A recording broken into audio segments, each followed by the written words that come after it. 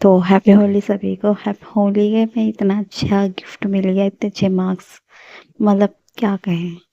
Expectation तो नहीं थी कि हाँ मेरे इंग्लिश में इतने गंदे मार्क्स आएंगे, पर मैंने चेक किया तो मेरे इंग्लिश में इतने गंदे मार्क्स हैं कि मुझे खुद पे मतलब अजीब लग रहा है, क्योंकि मेरे ज़्यादातर मैथ्स ना वोकेबलरी से ही रिलेटेड होते हैं, तो मेरी वोकेबलरी ही ज़्यादातर रोंग कर दिया। जो मैंने क्लोज टेस्ट, जो मेरा पैराग्राफ था, उसके सारे क्वेश्चंस जो थे वो सही है A to Z। मतलब और जितने भी मेरे दिक्कत हुई है ना, खाली मेरी वोकेबलरी में ही दिक्कत हुई है। और मतलब थोड़े घने जैसे कि करेक्ट ऑप्शन आता है ना कि ये वाला वर्ड करेक्ट है, तो उससे रिलेटेड थोड़ी सी मेरी मिस्टेक्स है। अब समझ तो कुछ आता नहीं है कि क्या करूँ। जीएस तो मेरी सबसे ज़्यादा गंदी है, मतलब इतनी बेकार है मेरी जीएस कि आ जाती है ना सामने तो बस। और आप विश्वास नहीं करोगे कि मैंने 12th तक टॉप किया है, मतलब थर्ड रैंक तो थी मेरी। टॉप टॉप नहीं कह सकती, मैं थर्ड रैंक थी। और मार्क्स अगर आप देखोगे ना मेरे जीएस में, सारे सब्जेक्ट्स इतने अच्छे मार्क्स हैं ना कि आप भी कहोगे कि हाँ, मतलब गवर्नमेंट स्कूल में अगर आप थर्ड आ रहे हो तो एक महीने ही हो सकता है ना। और मैं गवर्नमेंट स्कूल से ही पढ़ी, मैं तो सरकारी स्कूल से। बट मेरी जीएस बहुत गंदी है, क्योंकि उसमें स्टैटिक जीके भी डाल लगे, कुछ डाल लगे। क्योंकि हम जो वहाँ पे एग्ज़ाम्स देते थे ना, वहाँ के एग्ज़ाम्स की बात अलग होती थी और यहाँ पे अलग होती है बात। वो चीज़ नहीं आ पाती है। पर है ना, आप इतने जीएस का तो मुझे अपना है ही नहीं कि जीएस तो मुझे कर रही हूँ स्ट्रॉन्ग, डेली स्ट्रॉन्ग करती हूँ।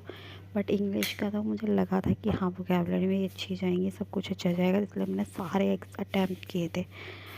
पर इंग्लिश मेरी सबसे ज़्यादा बेकार गई।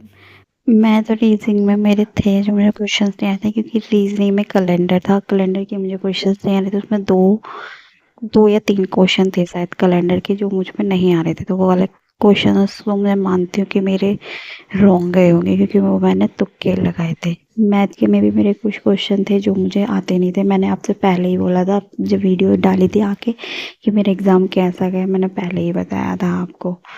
तो मेरे ना मतलब अच्छा गया था, बस मुझे इंग्लिश से एक्सपेक्टेशंस नहीं थी। आज वो बहुत अच्छा भी नहीं लगा। कल मैं आपको बताया ना कि मैं, मतलब क्या बताऊँ मैं आपको, बहुत ज़्यादा ना इस टाइम ना अंदर से टूट चुका है इंसान। समझ नहीं आता क्या करें क्या ना करें, क्या पढ़ें कैसे करें क्या ना करें, क्योंकि बहुत सारी चीज़ें होती है, बहुत सारे कुछ माइंड में चल रहा होता है। तो इतना ही सजेशन करूँगी, जितना हो सके रिवीजन करो, क्योंकि मैं फुल रिवीजन पे लगी पड़ी हूँ। मेरा एक बार जीएस का खाली सिलेबस कंप्लीट हो जाए ना तो मैं बेस्ट। मेरा सिलेबस ही कंप्लीट नहीं होके दे रहा है, ये मेरी सबसे बड़ी दिक्कत हो रही है। मैथ का भी थोड़ा सिलेबस मेरा कंप्लीट नहीं है, तो ये भी प्रॉब्लम है।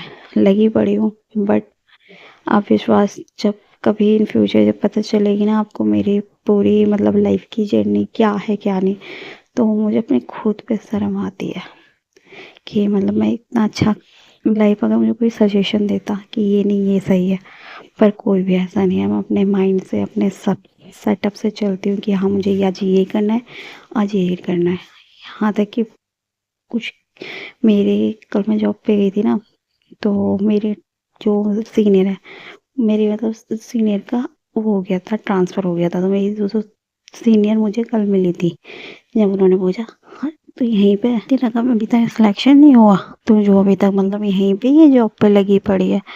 दुख तो उस टाइम हुआ, क्योंकि इस दुख की वजह से, इस टेंशन की वजह से मैं किसी को साले बताती भी नहीं हूँ कि मैं गवर्नमेंट जॉब की तैयारी कर रही हूँ। और रही कुछ पेरेंट्स भी दे देते हैं टेंशन कि तुझ पे हो नहीं सकता क्या। यार सब चीज़ों को ना रियलिटी में भूल जाओ। मुझे पता है कि अवॉइड नहीं कर सकते, पर भूलना तो ही पड़ेगा हमें। और जितना हो सके ना फोकस करो, रिवीजन मॉक। मैं आप सबसे तो बोल देती हूँ रिवीजन मॉक करो, बट मैं रियलिटी में ना सच्ची में मॉक नहीं देती हूँ। ये मेरी सबसे ज़्यादा रॉन्ग हुआ है। बट आप अगर पूरी कोशिश करो, आप पहले अपना सिलेबस कंप्लीट करो, क्योंकि मैं उसी पे लगी हूँ, अपना सिलेबस कंप्लीट कर रही हूँ। क्योंकि सिलेबस कंप्लीट कर लेते हो, करते नहीं हो, पर मॉक देने लग रहे हो तो बेकार है। सिलेबस पहले कंप्लीट होना चाहिए, फिर मॉक देना चाहिए। तो पहले मॉक सिलेबस कंप्लीट करो, फिर मॉक दो। तो मैं फ़िलहाल उसी पे लगी हूँ, अपना सिलेबस कंप्लीट करने पे, फिर मॉक दूँगी। मॉक दो और अच्छे मार्क्स करो। हो सकता है, ऑल द बेस्ट, कि आगे इन फ्यूचर ज़रूर हमारा एग्ज़ाम क्लियर होगा, कहीं ना कहीं तो हमारी जॉब लगेगी।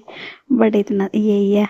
और आगे हमारे राधा रानी और कान्हा जी की है, जो आपके गुरु हैं, जो आपके भगवान हैं, उनके ऊपर है। मैं तो बस विश्वास करती हूँ राधा रानी पे, कि आई विश कि वो मेरी कहीं ना कहीं सुने और मेरी विशेष को पूरी करें। तो मिलते हैं किसी नेक्स्ट वीडियो में। जब तक के लिए सब आप रिलैक्स रहो और अपने टारगेट को अचीव करने की पूरी कोशिश करो। हार मत मानो बस, जितना हो सके। कोई बात नहीं, एक अटैम्प्ट नहीं, दो अटैम्प्ट नहीं, तीसरा अटैम्प्ट नहीं, कोई सा तो अटैम्प्ट होगा ना क्लियर।